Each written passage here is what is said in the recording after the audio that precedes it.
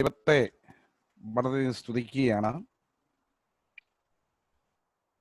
എൻ്റെ കഴിഞ്ഞ 40-42 വർഷത്തെ എൻ്റെ ഡയസ്പോറ, എൻ്റെ ചുറ്റിക്കിറങ്ങിയുള്ള ജീവിതത്തിൽ, കേരളത്തിന് വേണ്ടിയുള്ള ജീവിതത്തിൽ പരിചയപ്പെടാനായിട്ടും കൂട്ടായ്മ ബന്ധം അനുഭവിക്കാനായിട്ടും പ്രവർത്തനങ്ങൾ ഏർപ്പെടുവാനായിട്ട് സാധിച്ചതായ അനേക സഹോദരി സഹോദരന്മാർ ഇന്ന് ഈ സൂം പ്ലാറ്റ്ഫോമിലൂടെ സന്നിഹിതരായിരിക്കുന്നു എന്നുള്ളതിൽ ഞാൻ സന്തോഷിക്കുന്നു. പലരെയും ഞാൻ കാണുന്നു. എല്ലാവർക്കും വന്ദനം, നമസ്കാരം. ദൈവം നമ്മളെ ഓരോരുത്തരെ സഹായിക്കുമാറാകട്ടെ. എന്നാൽ ഇപ്പോൾ സണ്ണീപ്പിലിപ്പ് പറഞ്ഞതുപോലെ ഒരു നിയോഗം എന്ന പോലെയോ അങ്ങനെ പറയുമോ എനിക്ക് അറിഞ്ഞുകൂടാ ആണ് ഇന്ന് പ്രിയ ചിന്നമ്മയാൻറ്റി സാക്ഷ്യം പറയാനായിട്ട് ഞാൻ ഇന്ന് വചന ശുശ്രൂഷയ്ക്കും ഇവിടെ കടന്നു വന്നിരിക്കുന്നത്. ചിന്നമ്മയാൻറ്റി മാത്രമല്ല, ഞാൻ വളരെയധികം ബഹുമാനിക്കുകയും ആദരിക്കുകയും ചെയ്യുന്നതായ കുഞ്ഞ് റേച്ചലമ്മാമിയും ജയ്പൂരിലെ റേച്ചലമ്മാമി എന്നിവിടെ ഉണ്ട് എന്ന് ഞാൻ മനസ്സിലാക്കുന്നു. വാസ്തവത്തിൽ ഈ രണ്ട് സിസ്റ്റേഴ്സിനെ, പ്രത്യേകിച്ച് അതിനൂടെ തന്നെ ജെസ്സി സഹോദരി, ഇവരെയൊക്കെ എടുത്തു കഴിഞ്ഞാൽ ഈ കാലയളവിലെ പ്രസില്ലാമാരാണ്. അവർ സഹിച്ചതായ ത്യാഗങ്ങളും പ്രയാസങ്ങളും കേരളത്തിലെ പ്രത്യേകിച്ച് എല്ലാ ദൈവമക്കളും, പ്രത്യേകിച്ച് സഹോദരിമാർ അത് ഓർക്കേണ്ടിയിരിക്കുന്നു. അത്രത്തോളം ത്യാഗങ്ങൾ അത് കണ്ട് മനസ്സിലാക്കുവാനായിട്ട് എനിക്ക് നേരിട്ട് കഴിഞ്ഞിട്ടുണ്ട് എൻ്റെ സുവിശേഷ യാത്രകളിൽ. മാത്രമല്ല, കേതുൽപുരി പല പ്രാവശ്യം പോയി താമസിപ്പാനായിട്ട് എനിക്കിടയായി. 2005 തൊട്ട് ഞങ്ങൾ സദ്ഗമയ പ്രോഗ്രാം ഹിന്ദിയിൽ ഡെവലപ്പ് ചെയ്യുന്ന സമയത്ത് അതിൻ്റെ പിമ്പിൽ നിന്ന് പ്രവർത്തിച്ചത് ഒരു കുടുംബമായിരുന്നു. പ്രത്യേകിച്ച് സാമും ഷിമ്മും ജിമ്മുമായിരുന്നു അത് അവതരിപ്പിച്ചുകൊണ്ടിരുന്നത്. അതിൻ്റെ ഷൂട്ടിങ്ങും അതിൻ്റെ എഡിറ്റിങ്ങും എല്ലാം. എന്നാൽ 287 എപ്പിസോഡ്സ് ഒരു ദിവസം ഒരു 5 കോടി ആൾക്കാർ കാണത്തക്ക രീതിയിൽ CTV ആ പ്രോഗ്രാം അവതരിപ്പിക്കുകയുണ്ടായി. ബഹ്റിനും സൗദി അറേബ്യയിലുള്ള സഹോദരന്മാരുടെ സപ്പോർട്ടോടുകൂടിയാണ് ആ പ്രവർത്തനം തുടങ്ങിയത്. അപ്പം അന്ന് ഈ കുടുംബം ഞാൻ ഒത്തൊരുമിച്ച് പലപ്പോഴും കാണുവാനായിട്ടും ഒക്കെ സാധിക്കുകയുണ്ടായി. ഞാൻ അതിയൊന്നും നീട്ടുന്നില്ല. ഇതൊക്കെ ഓർക്കുമ്പോൾ എൻ്റെ ഹൃദയം വികാര വിചാരങ്ങളാൽ നിറയുകയാണ് ചെയ്യുന്നത്. ഞാൻ ഒട്ടും സമയം വേസ്റ്റ് ചെയ്യാതെ ദൈവവചനത്തിലേക്ക് കടന്നു പോകാനായിട്ട് ആഗ്രഹിക്കുകയാണ് ചെയ്യുന്നത്. എന്നോട് ദൈവം സംസാരിച്ചതായ വചനം മാത്രമേ ഞാൻ പ്രസംഗിക്കത്തുള്ളൂ. എൻ്റെ ജീവിതത്തിൽ മാറ്റങ്ങൾ ഉണ്ടാകുവാനായിട്ട് സാധിച്ചതായ പല സബ്ജക്റ്റിൽ നിന്ന്, പല ഭാഗങ്ങളിൽ നിന്ന് ഒരു ഭാഗമാണ് ഇന്ന് നിങ്ങളോട് ഒരുമിച്ച് ഞാനിന്ന് പങ്കുവെക്കാനായിട്ട് ആഗ്രഹിക്കുന്നത്. നമ്മൾ വെളിപ്പാട് പുസ്തകം 14-ന്റെ 7-ാം വാക്യം വായിക്കുമ്പോൾ അവിടെ ഒരു വാക്യം നമ്മൾ വായിക്കുന്നുണ്ട്. റെവലേഷൻ ചാപ്റ്റർ 14:7, ദൈവത്തെ ഭയപ്പെട്ട് അവന് മഹത്വം കൊടുപ്പീൻ. ഒരു ദൂതൻ ആകാശത്തൂടെ പറന്ന് അന്നത്തെ, പ്രത്യേകിച്ച് മഹോദര കാലഘട്ടത്തിലാണെങ്കിൽ ഉള്ളതായ ജനതകൾക്ക് വേണ്ടി, ലോക ജനതയ്ക്ക് വേണ്ടി, അത് സഭ ഭൂമിയിലില്ല എങ്കിലും അന്നത്തെ ലോക മനുഷ്യർക്ക് വേണ്ടി അവർക്ക് കൂടി കൊടുക്കുന്നതായ ഒരു അന്തിമ ഒരു ദൂതായിരുന്നു അവിടെ എന്നുള്ളത് നമ്മൾ ആ 14:7 അതിൻ്റെ പശ്ചാത്തലം വായിക്കുമ്പോൾ നമ്മൾ കാണുന്നുണ്ട്. Fear God and give glory to him. ദൈവത്തെ ഭയപ്പെട്ട് അവന് മഹത്വം കൊടുപ്പീൻ. അത് അന്നത്തേക്കുള്ള ദൂതാണെങ്കിലും ഇന്ന് ഈ ലോകത്തുള്ള സകല ജനങ്ങൾക്കും, ഏതൊരു കാലയളവിൽ ജീവിച്ചിരുന്നവർക്കും, പ്രത്യേകിച്ച് ദൈവമക്കളായവർക്കും എല്ലാവർക്കും ഒരു ദൂതായിട്ട് അതിൻ്റെ പ്രസക്തി ഇന്നും ഉണ്ട്. അത് നമ്മുടെ ജീവിതത്തിൽ, നമ്മുടെ വ്യക്തിപരമായ ജീവിതത്തിലും നമ്മുടെ കുടുംബജീവിതത്തിലും ഈ കാര്യം വളരെ നമ്മൾ റെലവൻ്റ് ആയിട്ടിരിക്കുന്നു എന്നുള്ള കാര്യം ഒരിക്കലും മറക്കരുത്. അങ്ങനെയാണ് ഇന്നത്തെ എൻ്റെ പ്രസംഗത്തിൻ്റെ ശീർഷകം ഗീവ് ഗ്ലോറി ടു ഗോഡ്.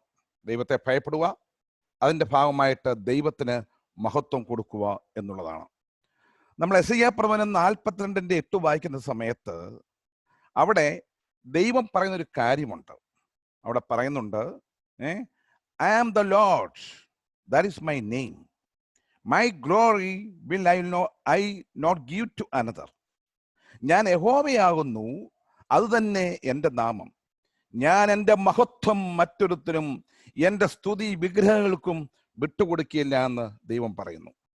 നമുക്കറിയാം, ദൈവത്തിനെ കൊണ്ട് ചെയ്യാൻ കഴിയാത്ത ചില കാര്യങ്ങളൊന്ന് പറഞ്ഞു കഴിഞ്ഞാൽ, ദൈവം സർവശക്തനാണെങ്കിലും ചില കാര്യങ്ങളുണ്ട് ദൈവത്തിന് പാപം ചെയ്യാനായിട്ട് കഴിയത്തില്ല. അതുപോലെ തന്നെ ദൈവം ഒരു സ്വാർത്ഥത അല്ലെങ്കിൽ ദൈവത്തിന് ഒരു സെൽഫിഷ്നെസ് ഉണ്ടെന്ന് നമ്മൾ പറയുകയാണെങ്കിൽ, മനുഷ്യ ഭാഷയെ പറയുകയാണെങ്കിൽ അവിടെയുള്ള കാര്യം ദൈവത്തിന് അവകാശമായ മഹത്വം, ദൈവം ആഗ്രഹിക്കുന്നതായ മഹത്വം, അത് ദൈവം ആഗ്രഹിക്കുന്നുണ്ട്. അത് ആർക്കും കൊടുക്കുവാനായിട്ട് ദൈവം ആഗ്രഹിക്കുന്നില്ല. മാത്രമല്ല, ഈ പ്രപഞ്ച സൃഷ്ടികളെ തന്നെ നമ്മൾ നോക്കിക്കഴിഞ്ഞാൽ അവിടെയെല്ലാം ദൈവം ആ സൃഷ്ടികളിൽ നിന്ന് പോലും മഹത്വം താൻ ആഗ്രഹിക്കുന്നുണ്ട്. അതുകൊണ്ടാണ് 19 സങ്കീർത്തനത്തിലാണെങ്കിൽ നമ്മൾ വായിക്കുന്നത് എന്താണ്? ആകാശം ദൈവത്തിന്റെ മഹത്വത്തെ വർണ്ണിക്കുന്നു, ആകാശവിധാനം അവന്റെ കൈവേലയെ പ്രസിദ്ധമാക്കുന്നു. അപ്പോൾ ഈ പ്രപഞ്ചം, ഈ കോസ്മോസ് മുഴുവനായിട്ട്, ദൈവത്തിന്റെ സൃഷ്ടിയായ ഈ പ്രപഞ്ചം മുഴുവനായിട്ടാണെങ്കിൽ ദൈവത്തിന്റെ മഹത്വത്തെ അവിടെ പ്രകീർത്തിക്കുന്നതായിട്ടാണ് നമ്മൾ കാണുന്നത്. പ്രിയപ്പെട്ടവരെ, ഒരു വിധത്തിൽ പറഞ്ഞാൽ കഴിഞ്ഞ ഏത് യുഗത്തിലും, ഇന്ന് നമ്മുടെ പ്രിയപ്പെട്ട കെ ഫിലിപ്പ് സാർ ഒരു വാക്ക് ഉപയോഗിക്കുകയുണ്ടായി, ഡിസ്പെൻസേഷൻ സ്റ്റഡിയൊക്കെ നിങ്ങൾ വായി, യുഗങ്ങളെ കുറിച്ചുള്ളതായ പഠനങ്ങൾ. അപ്പോൾ ഏത് യുഗത്തിലും ഏത് കാലയളവിലും ദൈവം ഏത് കാലയളവിൽ ജീവിച്ചിരുന്നതായ ജനത്തെ സംബന്ധിച്ചോളം, പ്രത്യേകിച്ച് ദൈവജനത്തെ സംബന്ധിച്ചോളം ദൈവം ആഗ്രഹിക്കുന്ന സംഗതിയാണ് ദൈവത്തിന് മഹത്വം കൊടുക്കുക, ഗീവ് ഗ്ലോറി ടു ഗോഡ് എന്നുള്ളതായ കാര്യം. ഏത് കാലയളവിലെയും ശാപത്തിനും അനുഗ്രഹക്കുറവിനും, മാത്രമല്ല അത് ലോക ജനതയാണെങ്കിലും, മാത്രമല്ല ഇവൻ വിശ്വാസികളാണെങ്കിലും, പ്രത്യേകിച്ച് നമ്മുടെ ജീവിതത്തിലെ അനുഗ്രഹക്കുറവുകൾ കൊണ്ട് വരുന്നുണ്ടെങ്കിൽ, ഞാനിവിടെ പറയുന്നത് ഭൗതികമായ അനുഗ്രഹങ്ങളെ കുറിച്ചല്ല, ഞാനിവിടെ പറയുന്നത് വലിയ സമ്പത്തിനെ കുറിച്ചോ ഭൗതികമായിട്ടുള്ള ജോലി, ബിസിനസ്, അതിനെക്കുറിച്ചൊന്നും അല്ല ഞാൻ പറയുന്നത്.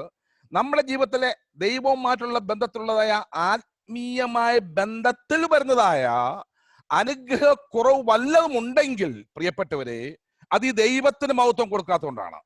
ദൈവത്തിന് ഡ്യൂ ആയിരിക്കുന്ന മഹത്വം, ദൈവം അവകാശപ്പെട്ടിരിക്കുന്നതായ മഹത്വം കൊടുക്കും. നമ്മൾ പറയും നമ്മൾ മഹത്വത്തിനായിട്ട് ജീവിക്കുകയാണ്, നമ്മൾ പ്രസംഗിക്കുമ്പോൾ പറയും ദൈവനാമം മഹത്വപ്പെടട്ടെ. നമ്മുടെ ജീവിതത്തിന്റെ ഓരോ സമയത്തും ദൈവമക്കളെയൊക്കെ കാണുമ്പോഴും സംസാരിക്കുമ്പോൾ ഒക്കെ ചെയ്യുമ്പോഴും നമ്മളൊന്ന് പരിശോധിക്കേണ്ടിയിരിക്കുന്നു. Am I giving due respect, due glory to God എന്നുള്ള കാര്യം നമ്മൾ വിശേഷിച്ചാൽ മനസ്സിലാക്കിയിട്ടിരിക്കുന്നു.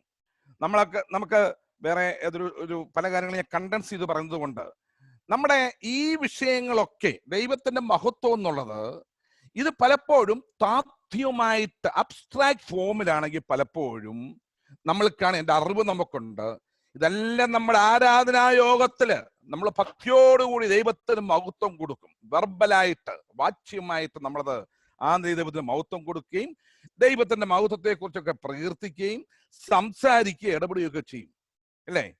പലപ്പോഴും നമ്മുടെ കൂടിയവരുകളുണ്ട്, ക്രിസ്തീയ കൂടിയവരുകളുണ്ട്, സഭയുടെ കൂടിയവരുകളിലൊക്കെ നമ്മൾ ചെയ്യും. പക്ഷെ അവിടെ നമ്മൾ ഇറങ്ങി സഭായോഗ പുറത്തുപോയി നമ്മുടെ ഭൗതികമായ ജീവിതത്തിൽ ഇടപെടുന്ന സമയത്ത്, നമ്മുടെ ബിസിനസ് രംഗങ്ങൾ നമ്മൾ ഇടപെടുന്ന സമയത്ത്, നമ്മുടെ കുടുംബ ജീവിതത്തിൽ, നമ്മുടെ കുഞ്ഞുങ്ങളുള്ള ബന്ധത്തിൽ, നമ്മുടെ മറ്റുള്ളതായ മണ്ഡലങ്ങളിൽ നമ്മൾ വ്യവഹരിക്കുമ്പോൾ നമ്മൾ യഥാർത്ഥമായിട്ട് ദൈവത്തിന് മഹത്വം കൊടുക്കുന്നുണ്ടോ? ദൈവത്തിന്റെ മഹത്വം നമ്മൾ കൂടെ പ്രവഹിക്കുന്നുണ്ടോ? അത് മറ്റുള്ളവർക്ക് മനസ്സിലാക്കുവാനായിട്ട് കഴിയുന്നുണ്ടോ? സഹവിശ്വാസികൾക്ക് അത് മനസ്സിലാക്കുവാനായിട്ട് കഴിയുന്നുണ്ടോ? നമ്മളൊക്കെ ഓരോ ശുശ്രൂഷകൾ ഇടപെടുന്നവരാണ്. സഹവിശ്വാസികൾക്ക് സഭയ്ക്ക് അത് അനുഭവപ്പെടുന്നുണ്ടോ? പോരട്ടെ, അതും പോകാനായിട്ട് നമ്മുടെ ഭൗതികമായ മണ്ഡലങ്ങളിൽ, നമ്മുടെ ബിസിനസ് രംഗങ്ങളിൽ അതവർക്ക് മനസ്സിലാക്കാൻ കഴിയുന്നുണ്ടോ? തീർച്ചയായിട്ടും ദൈവത്തിന്റെ മനുഷ്യനാണ്, ദൈവീയ ആ മഹത്വം പ്രകടിപ്പിക്കുന്നവനാണ് ഈ വ്യക്തി എന്നുള്ള കാര്യം നമ്മളത് ഒന്ന് ചിന്തിക്കാറുണ്ടോ? നമ്മൾ ഒന്ന് എക്സാമിൻ ചെയ്യണം. നമ്മളിലേക്ക് നമ്മൾ നോക്കണം, മറ്റേ ആരിലേക്കും നോക്കണ്ട. We need to have a retrospection. We need to just have a self-examination. നമുക്കറിയാം, വചനം വായിക്കുമ്പോൾ ഒരു വലിയ സർവേയാണ്. നമ്മൾ പഴയവും പുതിയമൊക്കെ വായിക്കുന്ന സമയത്ത് ധാരാളം ബൈബിൾ ക്യാരക്ടേഴ്സ്, ദൈവദാസന്മാരും ദാസിമാരും അവരുടെ ജീവിതത്തിൽ ദൈവത്തിന്റെ മഹത്വം കണ്ടവര് ദൈവത്തിന്റെ മഹത്വത്തിനായിട്ട് ജീവിച്ചു. ദൈവത്തിന്റെ മഹത്വം കണ്ടവർ അവരാണെങ്കിൽ എന്ത് ചെയ്യുന്നറിയാമോ? അവരിൽ ധാരാളം മാറ്റങ്ങൾ ഉണ്ടായി. ധാരാളം അവരുടെ ജീവിതത്തിൽ മാറ്റങ്ങൾക്ക് അവർ അധീനരായി തീരുകയുണ്ടായി. ചില ഉദാഹരണങ്ങൾ പറയാം. മോശയെ കുറിച്ച് നമ്മൾ വായിക്കുന്നു, ജീവിതത്തിലൊക്കെ നമുക്ക് അറിയാമല്ലോ. നമ്മൾ പുറപ്പാട് പുസ്തകം 3-ാം അധ്യായം വായിക്കുന്ന സമയത്ത് അവിടെ ആ ഹോരേബിന്റെ കത്തുന്ന മുൾപ്പടർപ്പി വെച്ച് യഹോവയുടെ മഹത്വം താൻ കാണുകയുണ്ടായി. യഹോവ തനിക്ക് പ്രത്യക്ഷനായി. പല കാര്യങ്ങളും പിന്നീട് സംഭവിച്ചു. എന്നാൽ നിങ്ങൾക്കറിയാമോ, മോശയുടെ ജീവിതത്തിൽ ആത്യന്തികമായിട്ട് സംഭവിച്ച കാര്യം എന്താണെന്നറിയാമോ? ഏറ്റവും സൗമ്യനായിട്ട് തീരുകയുണ്ടായി. ഏറ്റവും സൗമ്യനായിട്ട് അവൻ തീരുകയുണ്ടായി. ദൈവത്തിന്റെ മഹത്വം കണ്ടതുകൊണ്ട് അവന്റെ ജീവിതം സൗമ്യതയുടെ പദമായിട്ട് മാറിയുണ്ടായി. നമുക്കറിയാം, അവസാന ദൈവമാണെങ്കിൽ നമ്മൾ സംഖ്യാപുസ്തകം വായിക്കുന്ന സമയത്ത് അവിടെ ഒരു സർട്ടിഫിക്കറ്റ് ദൈവം കൊടുക്കുകയാണ്. അവിടെ ദൈവം ഒരു പത്രിക കൊടുക്കുകയാണ്. ഈ ഭൂലോകത്തിലേക്കും ഈ ഭൂതലത്തിലേക്കും ഏറ്റവും സൗമ്യനായ മനുഷ്യൻ ഉണ്ടെങ്കിൽ അത് മോശയാണ്. ഞാൻ ചോദിച്ചോട്ടെ, ഈ മോശയ്ക്ക് നേരത്തെ സൗമ്യത വല്ലതും ഉണ്ടായിരുന്നോ? തന്റെ 40 വർഷക്കാലത്തെ അന്നത്തെ ഏറ്റവും വലിയ ഈജിപ്ഷ്യൻ യൂണിവേഴ്സിറ്റിയിൽ ഫറോയുടെ ആ ഒരു സന്തതി അല്ലെങ്കിൽ അവരുടെ മകളുടെ വളർത്തുപുത്രനായിട്ട് തനിക്ക് അന്നത്തെ ഏറ്റവും വലിയ വിദ്യാഭ്യാസം കൊടുക്കേണ്ടി, പ്രത്യേകിച്ച് ആർക്കിടെക്ചർ എഞ്ചിനീയറിംഗിലൊക്കെയാണ് അന്നത്തെ ചരിത്രമൊക്കെ പഠിക്കുമ്പോൾ താൻ ആ പഴയ പിന്നെ അന്നത്തെ ആ പട്ടണമൊക്കെ പണിയുവാനായിട്ട്, അത് സൂപ്പർവൈസ് ചെയ്യുവാനായിട്ട്, നടത്താനായിട്ട് തന്നെ ആ നിലയിലുള്ള പഠനം ലഭിച്ചു. തനിക്ക് ധാരാളം തത്വശാസ്ത്രങ്ങളും ശാസ്ത്രങ്ങളും എല്ലാം പഠിക്കുകയുണ്ടായി. നമുക്കറിയാം, നിയോ ഈജിപ്ഷ്യൻ എംപയറിന്റെ സമയമാണ്. ഇതെല്ലാം പഠിച്ചിട്ട് താൻ വെളിയിലോട്ട് ഇറങ്ങി വന്നപ്പം താൻ സൗമ്യനല്ലായിരുന്നു. ഒരു മിസ്രൈമിനെ അടിച്ച് കൊല്ലുകയാണ്. സൗമ്യത അവന്റെ ജീവിതത്തിലായിരുന്നു. എന്നാൽ ദൈവത്തിന്റെ മഹത്വം കണ്ടപ്പോൾ, ദൈവത്തിന്റെ മഹത്വം അനുഭവിച്ചപ്പോൾ അവൻ സൗമ്യനായി തീരുകയുണ്ടായി എന്ന് നമ്മൾ വായിക്കുന്നുണ്ട്. യെശയ്യാവ് 6-ാം അധ്യായത്തില്, നമ്മൾ അതിലേക്ക് പിന്നീട് തിരിഞ്ഞു വരുമെങ്കിലും പെട്ടെന്ന് പറഞ്ഞു പോകട്ടെ. അവിടെ യെശയ്യാവ് ദൈവത്തിന്റെ മഹത്വം കണ്ടു. ഐസയ്യാ ചാപ്റ്റർ 6 മഹത്വം കണ്ടപ്പോൾ എന്താണ് അവന്റെ ജീവിതത്തിൽ സംഭവിച്ചത്? അവനെന്തറിയാമോ? തന്റെ പാപങ്ങളെയും കുറവുകളെയും സമ്മതിച്ച് അനുതാപത്തിലേക്ക് കടന്നു വന്നു. യെശയ്യാവ് തന്നിലേക്ക് തിരിഞ്ഞു. തന്റെ പാപങ്ങളെ താൻ സമ്മതിക്കുന്നുണ്ട്. നാം ഓരോരുത്തരും പലപ്പോഴും ക്രിസ്തീയ ജീവിതം നയിക്കുമ്പം മറ്റുള്ളവരിലേക്ക് നമ്മൾ വിരൽ ചൂണ്ടും, മറ്റുള്ളവരിലേക്ക് നോക്കും. മൂപ്പന്മാരെങ്ങനെയാണ് നമ്മൾ നോക്കും. മാതൃകാ പുരുഷന്മാര് നിൽക്കുന്ന ഇന്നാള് അങ്ങനെയാണോ? പ്രാസംഗികന്മാര്, ദൈവ ശുശ്രൂഷക്കാര്, സുവിശേഷന്മാര്, നമ്മുടെ കുടുംബത്തിലുള്ളവര്, അവരിലോട്ടൊക്കെ നമ്മള് വിരൽ ചൂണ്ടും. ഞാൻ ചോദിച്ചോട്ടെ, നിങ്ങൾ നമ്മളിലേക്കും തിരിയാറുണ്ടോ? എന്നിലേക്കും തിരിയാറുണ്ടോ? എന്നിലേക്ക്, രാജൻ തോമസിലേക്ക് ഇടയ്ക്കിടയ്ക്കും തിരിയേണ്ടിയിരിക്കുന്നു. എന്റെ പ്രവർത്തികള്, എന്റെ ആക്ഷൻസ്, എന്റെ സംസാരം, എന്റെ ഇടപെടലുകള്, അതിലെല്ലോപരിയായിട്ട് എന്റെ മനോഭാവം. കാരണം ഇംഗ്ലീഷിലൊരു പറച്ചിലുണ്ട്, the action comes from attitude. മനോഭാവങ്ങളിൽ നിന്നാണ് ആ പ്രകടനമായ പ്രവർത്തനങ്ങൾ പുറത്തു വരുന്നത്. ഞാനൊന്ന് എക്സാമിൻ ചെയ്യേണ്ടിയിരിക്കുന്നു. മറ്റുള്ളവരിലേക്ക് വിരൽ ചൂണ്ടുന്നതിന് മുമ്പായിട്ട്, ഹൗ ഈസ് മൈ ലൈഫ്? എന്റെ ജീവിതം എങ്ങനെയാണ്?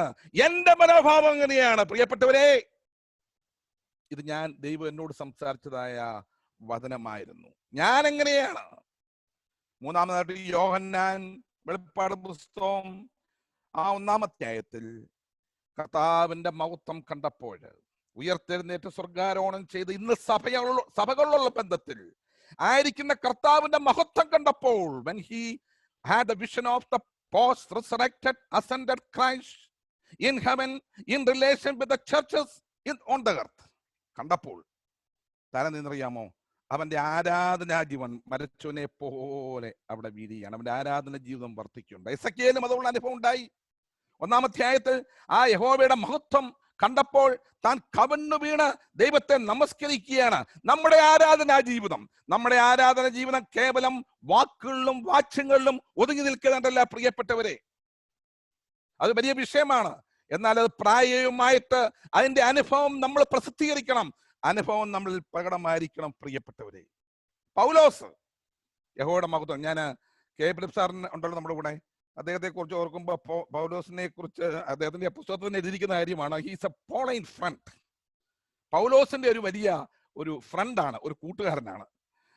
പിന്നെ ഞാൻ അതൊക്കെ പൗലോസിന്റെ ജീവിതമൊക്കെ നോക്കിക്കഴിഞ്ഞാൽ പൗലോസിന്റെ ജീവിതത്തിൽ ഞാൻ പോളയും ക്രിസ്റ്റോളയും എന്നുള്ള ആ പുസ്തകമൊക്കെ വായിച്ച് പഠിച്ചുകൊണ്ടിരുന്ന സമയത്ത് പൗലോസിന്റെ ജീവിതത്തിൽ ക്രിസ്തു മഹത്വത്തെ എങ്ങനെ താൻ പ്രസിദ്ധീകരിച്ചു എന്ന് നോക്കുന്നത് തന്നെ ഒരു വലിയ തീസിസിന് നമുക്ക് അതിന് വകയുണ്ട്. അതിനകത്ത് ക്രിസ്തു മഹത്വം എങ്ങനെയാണ് പൗലോസിന്റെ ജീവിതത്തിൽ പ്രകടമായി തീർന്നത് അവിടെ നമുക്ക് കാണുവാനായിട്ട് സാധിക്കുന്നത്. ആ പൗലോസ് ആ മഹത്വം കണ്ടതുകൊണ്ട്, ക്രിസ്തു മഹത്വം തന്റെ ജീവിതത്തിലേക്ക് കടന്നു വന്നുകൊണ്ട് താൻ പ്രവർത്തനനിരതനായി തീരുണ്ടായി. കർത്താവിന്റെ സുവിശേഷം വരെ ചെയ്തു, പ്രവർത്തിച്ചു.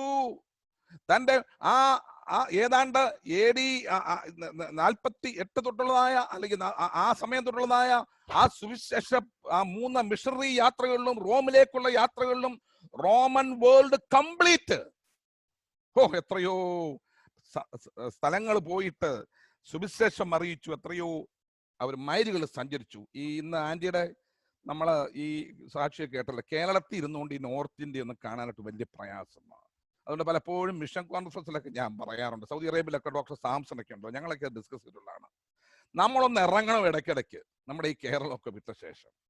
പ്രിയപ്പെട്ടവരെ, ആന്റി പറഞ്ഞതായ കൊരാപ്പൂട്ട് മൗണ്ടൻസിൽ കൂടെ മാത്രമല്ല, ആ സണ്ണി ടി ഡാനിയൽ പോയ പ്രവർത്തിച്ച ആ സ്ഥലം, മാത്രമല്ല പിന്നെ KM പോൾ പ്രവർത്തിച്ചതായ സ്ഥലം, അവിടെ കൂടെ എല്ലാം എനിക്ക് പോകാനായിട്ട് ഇടയായിട്ടുണ്ട്. ജഗദൽപൂര് ഒക്കെ ചെന്ന് കഴിഞ്ഞാൽ ആ കാട്ടുപ്രദേശങ്ങളിലേക്ക് പോകുന്ന സമയത്ത് പ്രിയപ്പെട്ടവരെ, അതിനുവേണ്ടി അവരെ പ്രേരിപ്പിച്ച ശക്തി എന്ന് പറയുന്നത് പൗലോസിനെ ഏത് ശക്തി പ്രേരിപ്പിച്ചോ, ആ ദൈവമഹത്വം അവനെ പ്രേരിപ്പിച്ചോ, അതേ പ്രേരണയിലാണ്. എത്ര കഷ്ടം വന്നിട്ടും എത്ര പ്രയാസം വന്നിട്ടും അവിടെ ഏതാ 3 വിധവമാര് തന്റെ ആ പ്രദേശങ്ങളില് അവരുടെ ഭർത്താക്കന്മാർ കർത്തൃസന്നിധി ചേർക്കപ്പെട്ടുവെങ്കിലും ഇന്നും കർത്താവിന് വേണ്ടി അവിടെ പ്രവർത്തന നിരതകളായിട്ട് ഇരിക്കുന്നു. അവിടുത്തെ ദൈവമക്കൾക്കും അവിടെയുള്ള സുവിശേഷന്മാർക്കും എല്ലാവർക്കും ഒരു ഇൻസ്പിറേഷനായിട്ട് അവിടെ ഇരിക്കുന്നു. അവരുടെ ജീവിതത്തിൽ, ഞാൻ പറയുന്നത് ക്ഷമിക്കണം, അവരെ ഞാൻ പ്രൈസ് ചെയ്യുവല്ല, പക്ഷെ അവരുടെ ജീവിതം ഞാൻ നേരിട്ട് കണ്ട് സംസാരിക്കാനായിട്ട് ഇടയായിട്ടുണ്ട്. അപ്പോൾ അവരെല്ലാം ഈ പറഞ്ഞതായ മോശ, യെശയ്യാവ്, യോഹന്നാൻ, എസെക്കിയേല്, പൗലോസും ഒക്കെ എന്ത് ചെയ്യുന്നറിയാമോ, ക്രിസ്തുവിന്റെ മഹത്വം അവര് പ്രകടിപ്പിച്ചു. അവരിൽ മാറ്റങ്ങൾ ഉണ്ടായി.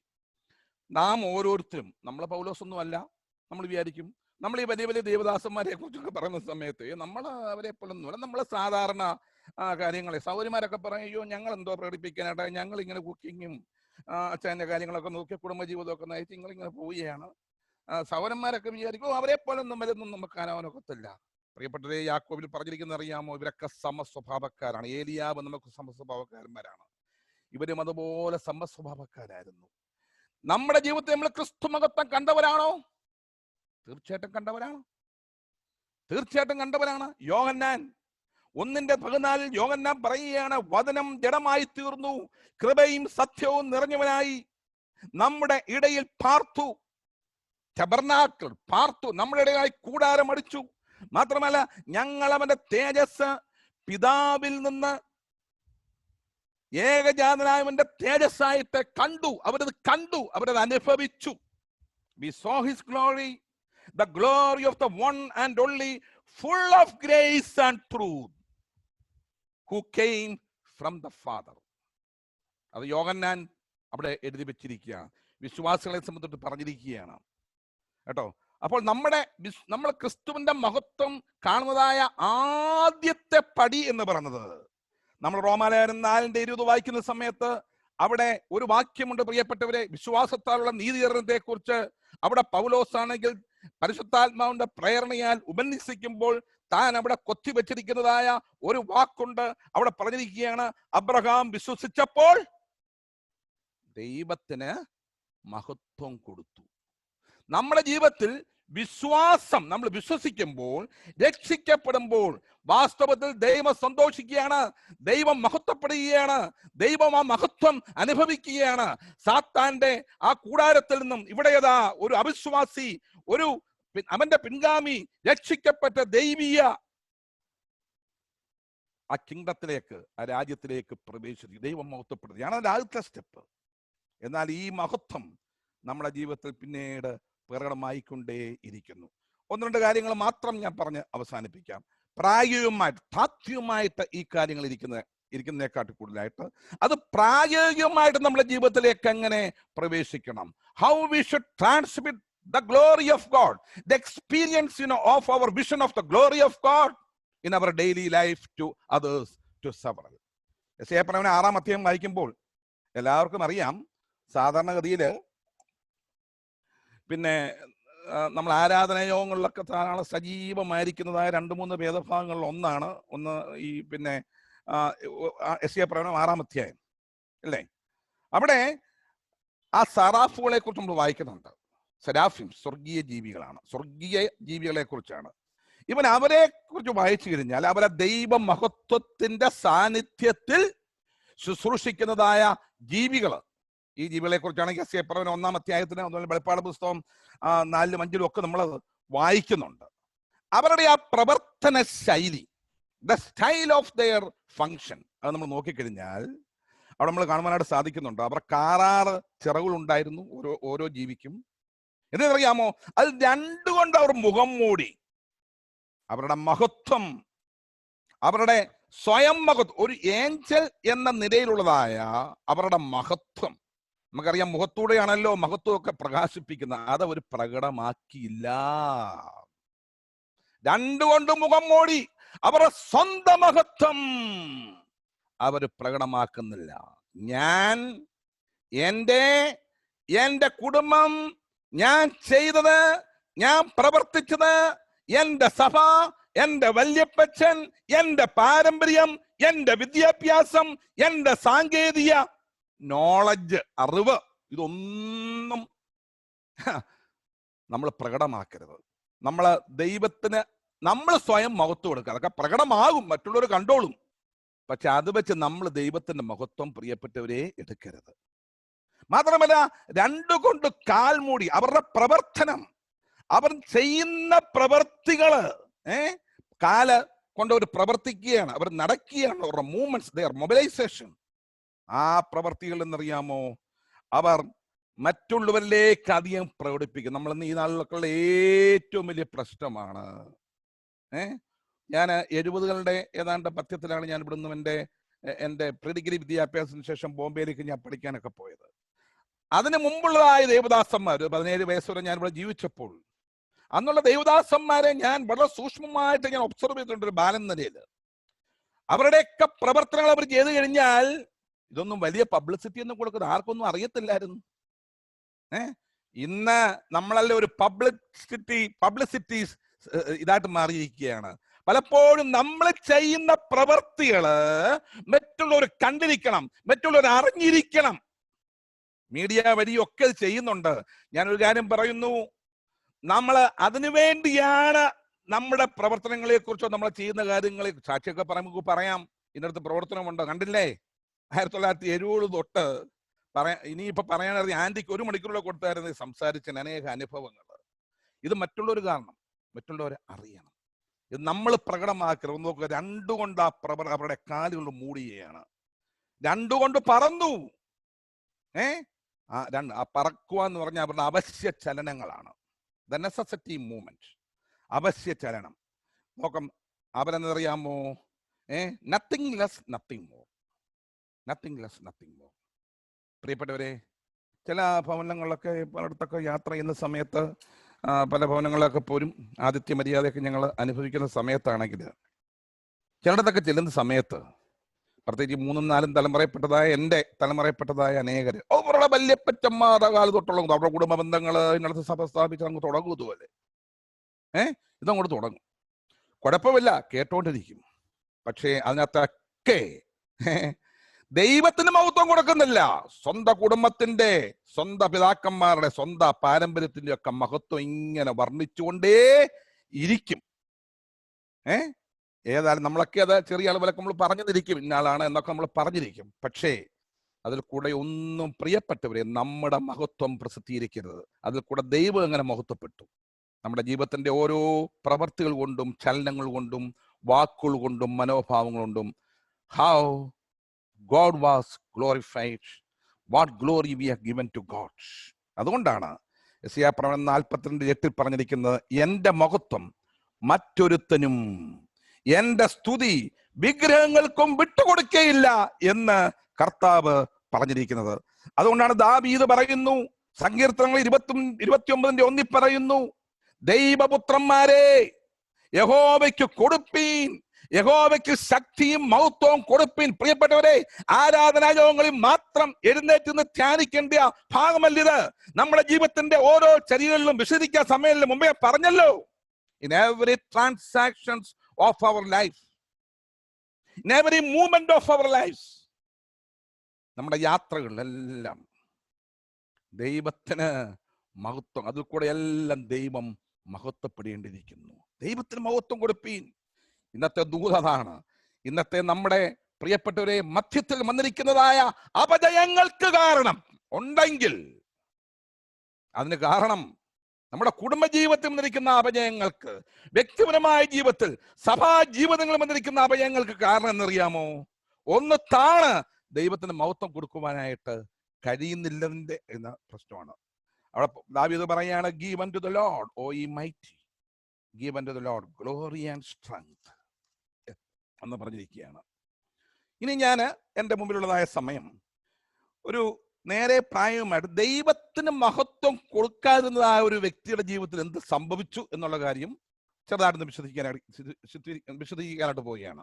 അതിനുവേണ്ടി നിങ്ങൾ എല്ലാവരും അപ്പോസ്തല പ്രവൃത്തികൾ 12-ാം അധ്യായം നമ്മൾ എടുക്കേണ്ടിയിരിക്കുന്നു. അപ്പോസ്തല പ്രവൃത്തികൾ 12-ാം അധ്യായം, നിങ്ങളെല്ലാം വേദഭാഗം ഉണ്ടെങ്കിൽ ആ ഭാഗം എടുത്ത് വായിച്ചു നോക്കാം.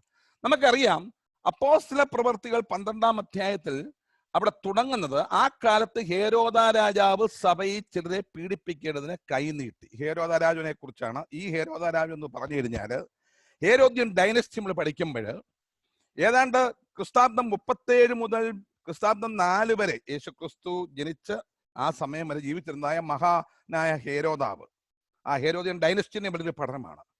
അദ്ദേഹം ആ പലസ്തീന്റെയും ഇന്നത്തെ ഇസ്രയേൽ പ്രദേശത്തിന്റെയും എല്ലാം രാജാവായിട്ട് സീസർ, ജൂലിയസ് സീസറാണ് ഈ വാഴിച്ചതായ മനുഷ്യനായിരുന്നു. അദ്ദേഹമാണെങ്കിൽ വലിയ അധികാരമുള്ളവനും സ്വാധീനമുള്ളവനും ഒക്കെ ആയിരുന്നു. എന്നാൽ അത് കഴിഞ്ഞ ശേഷം തനിക്ക് 5 ഭാര്യമാര് ഉണ്ടായിരുന്നു. ഈ 5 ഭാര്യമാരിൽ പല കുട്ടികളുണ്ടായിരുന്നെങ്കിലും അവനുണ്ടായിരുന്നതായ അവന്റെ ആ പുത്രന്മാർക്ക് ഈ സമ്പൂർണമായ ആ രാജ്യത്തിന്റെ അവകാശമൊന്നും സീസർ കൊടുത്തില്ല കേട്ടോ, കൊടുത്തില്ല. ഞാൻ വിശദീകരിക്കാൻ ആഗ്രഹിക്കുന്നില്ല ചരിത്രത്തിലേക്ക്. എന്നാൽ അവിടെ ആ 3-ാം തലമുറക്കാരനായ തന്റെ മകനായ ആ ആന്റിയോക്യോസ് അല്ലെങ്കിൽ അന്ത്യോക്യോസ്, പിന്നെ അവിടെ ആ ഹേരോദാമിനെ കുറിച്ചാണ് നമ്മളുടെ വായിക്കുന്നത്. ആ ഹേരോദിനെ കുറിച്ച് നമ്മളുടെ വായിക്കുന്നത് അവിടെ നമ്മൾ കാണുവാനായിട്ട് സാധിക്കുന്നത്. ആ ഹേരോദ് എന്ന് പറഞ്ഞു കഴിഞ്ഞാൽ അദ്ദേഹം ഏതാണ്ട് AD 43-44 സമയത്തുള്ള സംഭവമാണ്. ഹേരോദ് അഗ്രിപ്പ ഒന്നാമൻ. അപ്പോഴ് ഇദ്ദേഹത്തിന് എന്തറിയാമോ, തന്റെ പിതാവിനോ സഹോദരന്മാർക്കോ ലഭിക്കാത്തതായ വലിയ അധികാരം ലഭിക്കുകയുണ്ടായി. തന്റെ പിതാമകന് ലഭിച്ചതായ അധികാരം തന്നെ അന്നത്തെ കൈസർ പുള്ളിക്കാണെങ്കിൽ കൽപ്പിച്ചേൽപ്പിച്ചു കൊടുത്തു, അധികാരം കൊടുക്കുകയുണ്ടായി. പക്ഷെ അധികാരമൊക്കെ വർദ്ധിച്ചപ്പോൾ, സമ്പത്ത് വർദ്ധിച്ചപ്പോൾ, ഇതേ നമ്മള് ഈ ഹേരോദിനെ കുറിച്ചുള്ളതായി 12-ാം അധ്യായത്തിന്റെ വിവരം നമ്മൾ അതിന്റെ ദൈവാത്മാവിന്റെ പ്രചോദനപരമായ ഈ ലൂക്കോസ് രേഖപ്പെടുത്തിയിട്ടുണ്ട്. എന്നാൽ അതേ സമയത്ത് തന്നെ അതിന്റെ സമാന്തരമായ ചരിത്രം വിശദീകരിച്ചിട്ടാണെങ്കിൽ നമുക്ക് ജോസിഫസിന്റെ ആന്റിക്വിറ്റീസ് ഓഫ് ദ ജ്യൂസ് എന്ന് വെച്ചാൽ യഹൂദന്മാരുടെ പുരാതനത്വം എന്നുള്ള പുസ്തകത്തില് 19-ാമത്തെ പുസ്തകം, ആ പുസ്തകത്തിന്റെ 19-ാമത്തെ പുസ്തകം അല്ലെങ്കിൽ ഖണ്ഡം 8-ാം ചാപ്റ്ററിൽ 1-3 വരെ വിശദീകരിച്ചിട്ടുണ്ട്. ചരിത്ര പുസ്തകങ്ങളൊക്കെ വായിച്ചോളൂ. അവിടെ അതിന്റെ പാരലൽ ഹിസ്റ്ററി കൊടുത്തിട്ടുണ്ട്. അതിന് 2-3 വാചകങ്ങൾ മാത്രമേ ദൈവത്തിന്റെ ആത്മാവ് ദൈവവനത്തിന്റെ ഭാഗമാക്കാനായിട്ട് ലൂക്കോസിൽ കൂടെ ദൈവം ഉപയോഗിച്ചുള്ളൂ.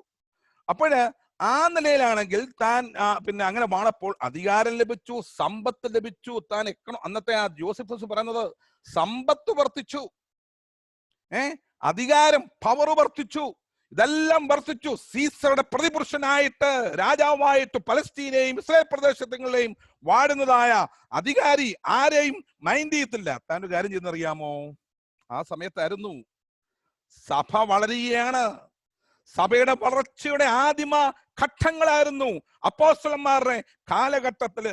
താൻ വിചാരിച്ചു ചില കാര്യങ്ങളൊക്കെ ചെയ്ത് ഈ സഭയെ അങ്ങോട്ട് മുടിപ്പിക്കുക, ഈ സഭയെ അങ്ങോട്ട് അവസാനിപ്പിക്കുക. 12:2 നമ്മൾ വായിക്കുന്നുണ്ട്. യാക്കോബിന് യോഹന്നാന്റെ സഹോദരനായ യാക്കോബ്, യെരുശലേമിൽ പിന്നെ കർത്താവിന്റെ പിന്നെ ബ്രദറായിരുന്നതായ സഹോദരനായിരുന്നതായ യാക്കോബ് ഉണ്ടായിരുന്നു. അതുകൊണ്ടാണ് യോഹന്നാന്റെ മകൻ യോഹന്നാന്റെ സഹോദരൻ യാക്കോബ് എന്ന് എടുത്തു പറഞ്ഞിരിക്കുന്നത്. തന്നെ കൊന്നുകളഞ്ഞു. 12:3 വായിക്കുന്ന സമയത്ത് പത്രോസിനെ കയറി പിടിച്ചു. ഇവരൊക്കെ സഭയുടെ തൂണുകളായിരുന്നു, സഭയുടെ അടിസ്ഥാന കല്ലുകളായിത്തീരുന്നു. ഇദ്ദേഹം വിചാരിച്ചു ഈ നേതാക്കന്മാരെ പിടിച്ചു കഴിഞ്ഞാണ്ടല്ലോ പിന്നെ പ്രസ്ഥാനം വളരത്തില്ല. അതുകൊണ്ട് ഇവരെ അങ്ങോട്ട് വകവരുത്തി സഭയെ അങ്ങോട്ട് നശിപ്പിക്കാനായിട്ട് നോക്കിയാണ്. ഞാൻ ഈ പാവം വായിച്ചപ്പോഴും പ്രസംഗിച്ചപ്പോഴൊക്കെ നമ്മുടെ പിണറായി സാർ ഇടയ്ക്ക് ഒരു ഭാഷാ പ്രയോഗം പറയാറുണ്ട്, നമ്മുടെ ചീഫ് മിനിസ്റ്റർ.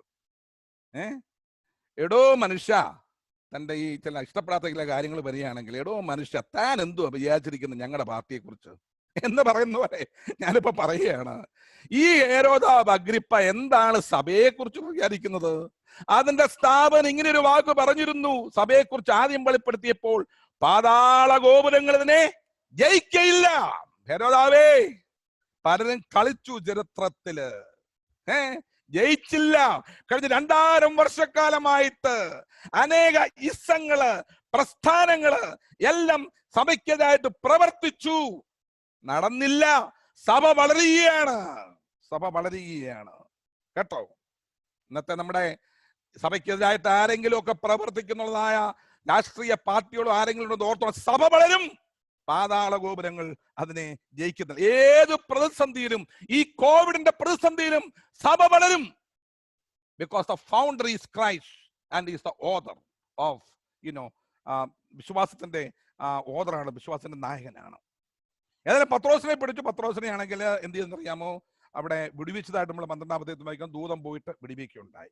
ഇത് കഴിഞ്ഞ ശേഷം നമ്മൾ നേരെയാണെങ്കിൽ ആ ഹേരോദാവിന്റെ ഇൻസ്പയർഡ് ഹിസ്റ്ററിയിലേക്ക്, ലൂക്കോസ് എഴുതിയതായ ആ പരിശുദ്ധാത്മാവിന്റെ പ്രചോദനത്താൽ ഉണ്ടായതായ ആ ചരിത്രത്തിൽ പ്രവേശിക്കുകയാണ്. 12:23 നമ്മൾ വായിക്കുന്ന സമയത്ത് ഇതെല്ലാം ഈ പത്രോസിന്റെ പുറകെയൊക്കെ നടക്കുകയാണ്. 12:23 നമ്മൾ വായിക്കുന്ന സമയത്ത് നമ്മളിങ്ങനെ വായിക്കുന്നുണ്ട്. നിങ്ങളുടെ ബൈബിൾ ഉണ്ടെങ്കിൽ വായിച്ചോളൂ. അവിടെ ഞങ്ങൾ ഇങ്ങനെയാണ് വായിക്കുന്നത്. അവൻ അതിനു മുമ്പായിട്ട് 20-ാം വാക്യം, അവൻ സോര്യരുടെയും സീദോന്യരുടെയും നേരെ ക്രൂത്തിച്ചിരിക്കുമ്പോൾ രാജാവിന്റെ ദേശത്തു നിന്ന് തങ്ങളുടെ ദേശത്തിന് ആഹാരം കിട്ടുവരികയാൽ അവർ ഏക മനസ്സോടെ അവന്റെ അടുക്കൽ വന്നു രാജാവിന്റെ പള്ളിയറക്കാരനായ പിന്നെ ബ്ലസ്തോസിനെ വശത്താക്കി സന്ധിക്കായി അപേക്ഷിച്ചു.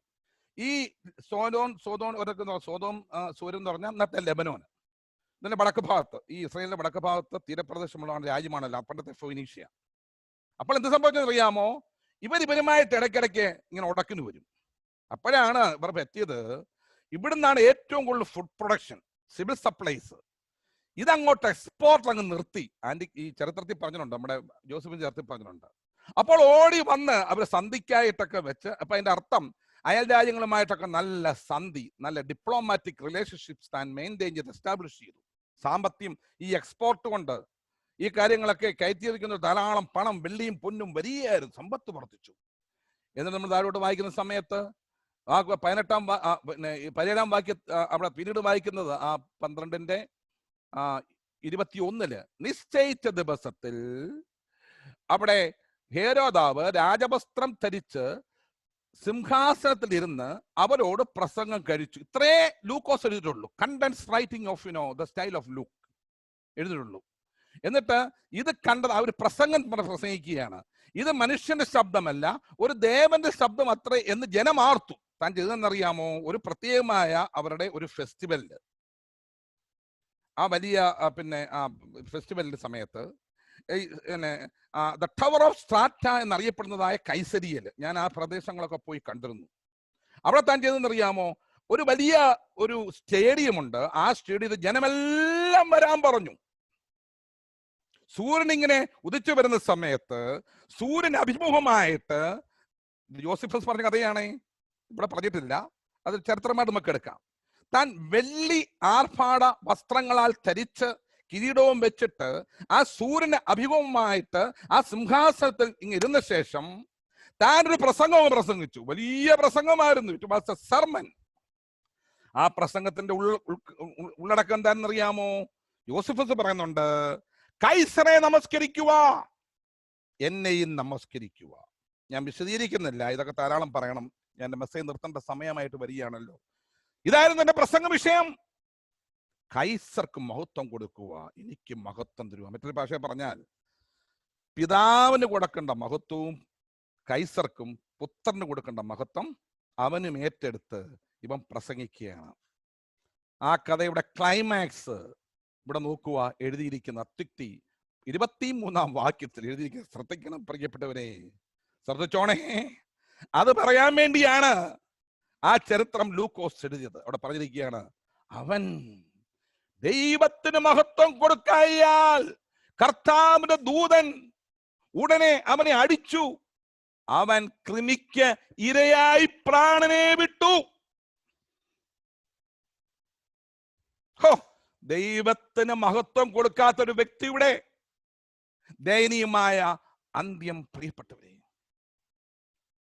യോസെഫസ് പറയുന്നത്, ഇവൻ ഇങ്ങനെ പ്രസംഗിച്ചുകൊണ്ടെന്ന് പറഞ്ഞേ, ഇവിടെ കർത്താവിന്റെ ദൂതനെ അവനെ അടിച്ചെന്ന് പറഞ്ഞിരിക്കുന്നത്. യോസെഫസ് പറഞ്ഞിരിക്കുന്നത്, ഇവൻ പ്രസംഗിക്കുന്ന ആ പ്രസംഗ പീഠത്തിന് മേലൊരു മൂങ്ങ വന്നിരുന്നു. ഒരു മൂങ്ങ. ഈ മൂങ്ങ നേരെ അവന്റെ ദേഹത്തോട്ടങ്ങ് വീണു. ഇവൻ ദീനമായി തീരിയുണ്ടായി. ഞാൻ ചോദിച്ചോട്ടെ, ഏതെങ്കിലും ഒരു മൂങ്ങ, OWL, ഇത് ദേഹത്തെങ്ങാണം വന്നു വിട്ട് കഴിഞ്ഞാൽ നമ്മളാരെങ്കിലും മരിക്കുമോ? ഒന്ന് തട്ടിയിട്ടങ്ങ് പോകും, അത്രയേ ഉള്ളൂ. അതിന്റെ അർത്ഥം യോസെഫസ് അതിന്റെ ഫിസിക്കൽ വശം കണ്ടപ്പോൾ, ഭൗതികമായ വശം അവന് മൂങ്ങയെന്ന് പറയാൻ കൊടുത്തുള്ളൂ. പക്ഷെ വചനം പറയുന്നു, it was the Angel of God. ദൈവത്തിന്റെ ദൂതനായിരുന്നു അവിടെ പ്രവർത്തിച്ചത്.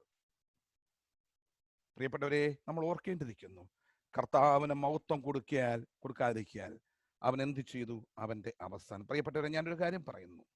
നമുക്ക് സമ്പത്ത് കമ്പയറിംഗ് ടു അവർ ഒന്നാം തലമുറക്കാരായ നമ്മുടെ വിശ്വാസ കോളത്തുള്ളവരെ നമ്മൾ താരതമ്യപ്പെടുമ്പോൾ, സമ്പത്ത് വർദ്ധിച്ചു, നമ്മുടെ വിദ്യാഭ്യാസം വർദ്ധിച്ചു, നമുക്ക് ആശയവിനിമയം വർദ്ധിക്കുണ്ടായി, സൗകര്യങ്ങളുള്ളതായ ജീവിത ശരീരമുണ്ടായി. നമ്മളിൽ പലരുമാണെങ്കിൽ നോർത്ത് ഇന്ത്യയുടെ വിവിധ ഹാളിൽ പോയി ദൈവം നമ്മളെ അവിടെ അനുഗ്രഹിച്ചു, ബിസിനസ് രംഗങ്ങളിൽ അനുഗ്രഹിച്ചു. നമ്മൾ ഇന്ത്യ വിട്ടു, ഗൾഫിലോട്ട് പോയി, അമേരിക്കയ്ക്ക് പോയി, ഓസ്ട്രേലിയക്ക് പോയി, ഇംഗ്ലണ്ടിലോട്ട് പോയി. നമ്മുടെ ഭവനങ്ങളിൽ അവിടെ സമ്പത്ത് വർദ്ധിച്ചു, ജോലി, ബിസിനസ്, എല്ലാ രംഗങ്ങളിലും ദൈവം അനുഗ്രഹിച്ചു. ഞാൻ പലപ്പോഴും പറയുന്നൊരു ഭാഷാപ്രയോഗമാണെങ്കിൽ നിങ്ങൾ കേട്ടിട്ട് ക്ഷമിക്കണം. പിതാക്കന്മാര്, നമ്മുടെ വല്യപ്പച്ചന്മാര്, ദൈവദാസന്മാര് കപ്പയും കട്ടക്കാപ്പിയും കുടിച്ചുകൊണ്ട് ദൈവവേലയ സ്ഥാനത്ത് അത് മാനിച്ചു ദൈവം നമ്മളെ അനുഗ്രഹിച്ചു. Are we giving glory to God? ഹേരോദിനെ പോലെ ആ വല്യപ്പന്റെ സമ്പത്തും വല്യപ്പന്റെ അധികാരവും വന്ന എല്ലാം ലഭിച്ച എന്റെ അനുഗ്രഹം കിട്ടിയപ്പോൾ അവൻ ദൈവത്തിന് മഹത്വം കൊടുത്തില്ല. അവൻ സഭയെ ശുദ്ധമായ പെരുത്തപ്പാറ ഭാഷയെ പറഞ്ഞ സഭയെ ഒന്ന് ഞോടാനായിട്ട് പോയി. എന്താണ് സംഭവിച്ചത്? ദൈവത്തിന് മഹത്വം കൊടുക്കാന്ന് കഴിഞ്ഞാൽ അവൻ അവിടെ കൃമിക്ക് ഇരയായി തീർന്നു. ഭയനിർദ്ദേശമാണ്. എന്താണ് വചനം പറയുന്നത്? നമ്മള് ദൂതം പറഞ്ഞത്, ദൈവത്തെ ഭയപ്പെട്ട് അവന് മഹത്വം കൊടുപ്പി. നമുക്ക് ദൈവം എല്ലാ കാര്യങ്ങളും തന്നിട്ടുണ്ട്.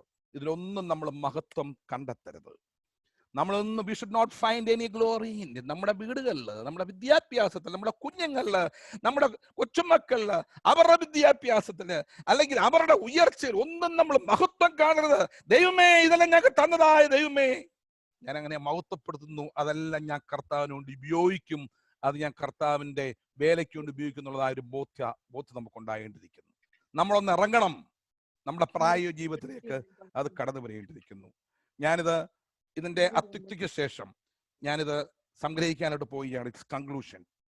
1 കൊരിന്ത്യർ 10:13 വായിക്കുന്ന സമയത്ത്, ആകയാൽ എന്ത് തിന്നാലും കുടിച്ചാലും എന്ത് ചെയ്താലും എല്ലാം ദൈവത്തിന്റെ മഹത്വത്തിനായിട്ട് ചെയ്യുവിൻ. You do it, whether you eat or drink or whatsoever you do all to the glory of God. ദൈവത്തിന്റെ നമ്മൾ എന്ത് പ്രവൃത്തി ചെയ്താലും, നമ്മൾ ചിന്തിച്ചാലും, നമ്മുടെ ജീവിതത്തിൽ എന്തായിരുന്നാലും ശരി, അതെല്ലാം നമ്മുടെ പ്രവർത്തനങ്ങള്, തിന്നുവാ കുടിക്കുക, നമ്മുടെ ആരോഗ്യം, നമ്മുടെ സൗന്ദര്യം, ശക്തി, യൗവനം, യുവതികളെ, യുവാക്കന്മാരെ, സൗരന്മാരെ, യൗവനത്തില് നിങ്ങളെ ദൈവം യൗവനസ്ഥരായിട്ട്, ഭംഗിയുള്ളവരായിട്ട്, സൗന്ദര്യമുള്ളവരായിട്ട് നിങ്ങളെ ദൈവം ആക്കിയിരിക്കുന്നു.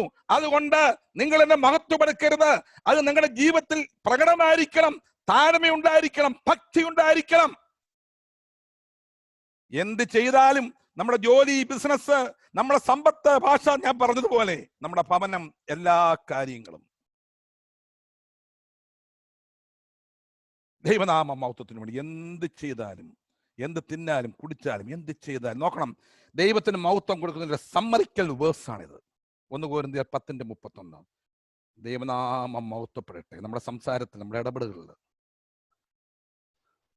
ദൈവ ശുശ്രൂഷയിലെ അയക്കുന്നുണ്ടല്ലോ, മൂപ്പന്മാർ, ഇടയന്മാർ, സുവിശേഷന്മാർ, ദൈവദാസന്മാർ, പ്രാസംഗികന്മാർ. ദൈവം നമ്മളെ ഉപയോഗിക്കുമ്പോൾ അഹങ്കരിക്കരുത്,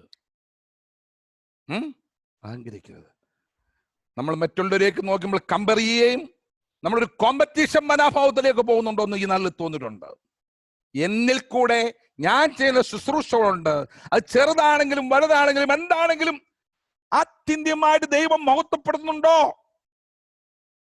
അതോ ഞാനാണോ മഹത്വപ്പെടുത്തുന്നത്? എന്റെ പേര് പ്രസിദ്ധമാവുകയാണോ? ഇതിന്റെ കൂടെ ചേർന്ന് ഒരു വാക്യം കൂടെ വായിച്ചു നിർത്താം. കൊലോസ്യലേഖനം 3:17. വാക്കിനാലോ ക്രിയയാലോ, വാക്കിനായോ by speech or by action, നമ്മുടെ പ്രവൃത്തി കൊണ്ട്, വാക്കിനാലോ കർമ്മത്താലോ എന്ത് ചെയ്താലും സകലവും കർത്താവായ യേശുവിന്റെ നാമത്തിൽ ചെയ്തും അവൻ മുഖാന്തരം ദൈവത്തിന് സ്തോത്രം പറഞ്ഞുകൊണ്ട് ഇരിപ്പീൻ. സാറ് ഇന്ന് സ്തുതി സ്തോത്രം തമ്മിലുള്ള വ്യത്യാസം ഒന്ന് എക്സ്പ്ലെയിൻ ചെയ്യുന്നുണ്ടായി സാറ്. കേട്ടോ, ഓർത്തോണം, നമ്മൾ എന്ത് ചെയ്താലും, എന്ത് പ്രവർത്തിച്ചാലും നമ്മുടെ ജീവിതം. കേട്ടോ, എന്നെ കേൾക്കുന്ന പല യുവാക്കന്മാരുണ്ട്, ടീനേജ് കൗമാരപ്രായക്കാർ. എൻ്റെ ജീവിതത്തിൽ ഞാൻ കൂടുതലും യുവാക്കന്മാരുടെയും കുഞ്ഞുങ്ങളുടെയുള്ള പ്രവർത്തനമായിരുന്നു. ഞാൻ പ്രത്യേകിച്ച് ബഹറിൽ ഏതാണ്ട് 36 വർഷമായപ്പോൾ ചെയ്തുകൊണ്ടിരുന്നത് youth work and children's work, അതിനോട് ചേർന്നുള്ള സുവിശേഷീയ പ്രവർത്തനങ്ങൾ. ഈ വിഷയങ്ങളൊക്കെ അവിടെയൊക്കെ ഉള്ളത് ആ യുവാക്കന്മാരോട് ഞാൻ പങ്കുചെയ്യുന്ന സമയത്ത് പല യൂത്ത് ക്യാമ്പിൽ സംസാരിക്കുമ്പോൾ ഞാൻ അവരെ സമർപ്പണത്തിലേക്ക് കൊണ്ടുവരാറുണ്ട്. നമ്മുടെ ഒന്നുമല്ല, നമ്മൾ കർത്താവ് മുന്നിൽ സമർപ്പിക്കണം. എല്ലാവൻ്റെ പാതപീഠത്തിൽ നമസ്കരിക്കണം, അവന് മഹത്വം കൊടുക്കണം. നമ്മുടെ പഠനം കൊണ്ടും ജോലി കൊണ്ടും എല്ലാം ദൈവമഹത്വം വിട്ടൊന്നും പ്രവർത്തിക്കരുത്. ദൈവത്തെ ഭയപ്പെടണം. മോശയുടെ ദൈവത്തെ ഭയപ്പെട്ടു, ദൈവത്തിന്റെ മഹത്വം കണ്ടപ്പോൾ അവന്റെ ജീവിതത്തിൽ മാറ്റമുണ്ടായി. ഇന്ന് രാവിലത്തെ ഈ ചെറിയ ദൂത് കൊണ്ട്, ഇത് സാധാരണ ഒരു ചിന്ത മാത്രമാണ്. പ്രസംഗം നല്ലതാണെന്ന് നിങ്ങൾ പറയേണ്ട ആവശ്യമില്ല. പ്രസംഗത്തിന്റെ ഒരു മാർക്കും തരണ്ട. Yes Lord, speak to me. എന്റെ ഹൃദയത്തിലേക്ക് ഞാൻ ഇതുവരെ ജീവിച്ചത് ദൈവനാമ മഹത്വത്തിന് വേണ്ടിയായിരുന്നു. What I did for the glory of God. എന്റെ ഭൗതികമായ നന്മ കൊണ്ട്, ദൈവം നന്ദിക്കുന്ന എല്ലാ കഴിവുകൾ കൊണ്ട് ഞാൻ ദൈവത്തിന് മഹത്വം കൊടുത്തു. അതുകൊണ്ട് ഞാൻ മുമ്പേ പറഞ്ഞ പോലെ ഈ ആരാധനായോഗത്തിന്റെയും കൂടുതലുള്ള ദൈവത്തിന് മഹത്വം കൊടുക്കുന്ന വെർബൽ, അതെല്ലാം നിങ്ങൾ എന്ത് പറഞ്ഞാലും, സ്പീച്ച്, അതിൽ നിന്നും നിങ്ങൾ എന്ത് ചെയ്താലും നമ്മുടെ പ്രവൃത്തിയിലേക്ക് ഇത് വ്യാപിക്കേണ്ടിയിരിക്കുന്നു. Should transmit into our daily work, daily transactions, our daily activities. ദൈവം നിങ്ങളെ സഹായിക്കട്ടെ. ഈ ഒരു അവസരം തന്നതായ പത്തനംതിട്ട സഭയോട് ഞാൻ നന്ദി പറഞ്ഞുകൊണ്ട് എൻ്റെ വാക്കുകളെ ഇവിടെ ഉപസംഹരിക്കുന്നു. നന്ദി, നമസ്കാരം.